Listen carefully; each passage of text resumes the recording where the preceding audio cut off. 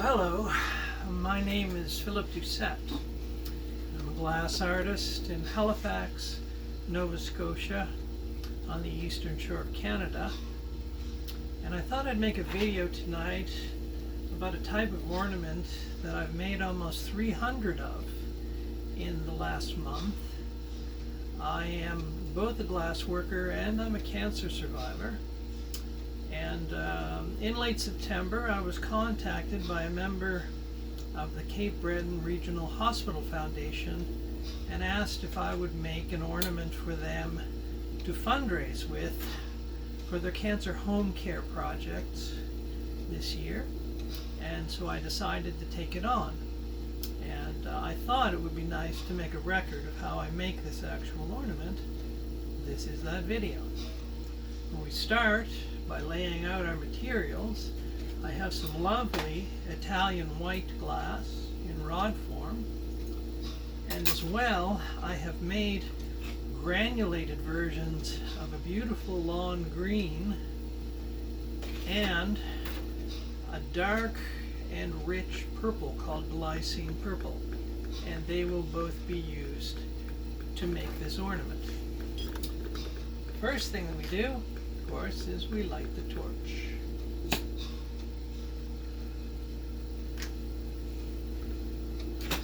I make ornaments by putting the glass onto a stainless steel tube that has been dipped in a bead making release, which allows you to take the ornament off afterwards. And the first thing that we do is we heat the bead making release to remove all of the moisture. It turns quite gray white as opposed to what it was before. Then we begin heating the glass. Adjust the flame a little bit. And you can see that one of the advantages of working with this beautiful creamy white glass is that it turns transparent when it reaches the temperature where it becomes quite fluid and easy to work. So you have a visual cue for when you're at the right temperature. And then by taking this little gather, this is called glass, and rolling it on the graphite marver that I have on top, it's a rolling block, you make the little collar that will be the part of the ornament where the silver-plated ornament cap will attach. Now I'm going to be adding the glass that makes up the body of the ornament, the part that gets blown outwards and into the ornament shape. You see I'm moving the glass around because I'm allowing gravity to help keep the shape of the glass that I'm attaching nice and centered. It's quite important if you want to make an even ornament to have the glass quite centered on the blowpipe. Usually I would be running my range hood, which takes away any gases and extra heat, but it would make a lot of noise in this video, so I decided to leave it off. Also, for safety concerns, I am wearing long sleeves and I am wearing these super stylish didymium glasses. They screen out harmful wavelengths, and they also allow me to see quite well into the flame by screening out the soda flare.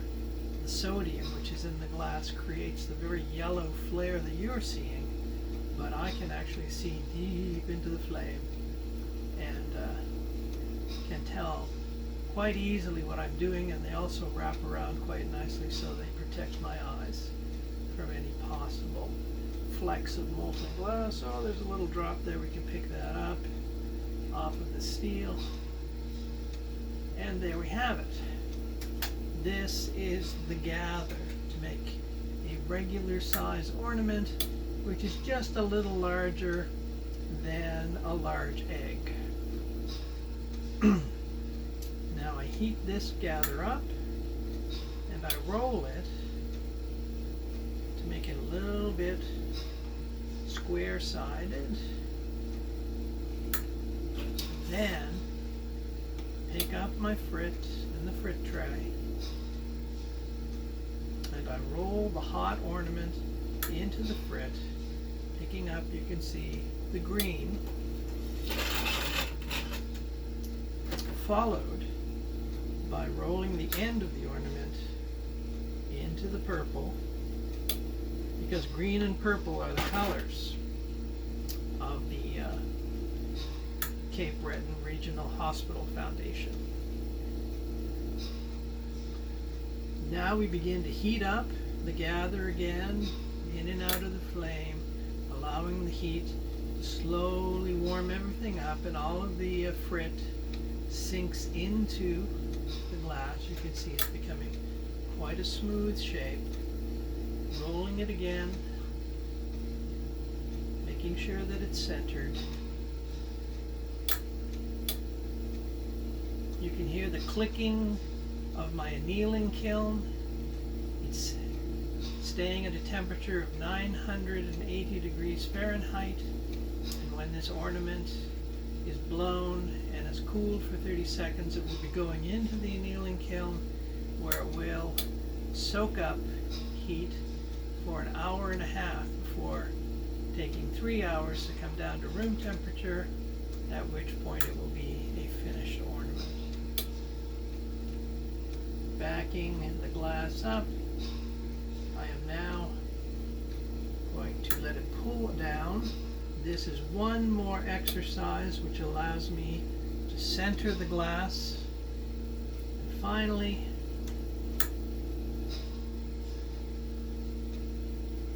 heat it up and back it up onto the blowpipe,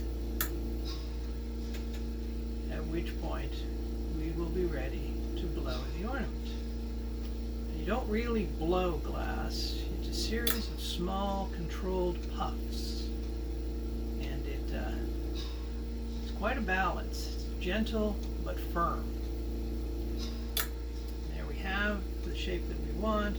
We count 1, 2, 3, 4, 5, and 6, and then I'll stand up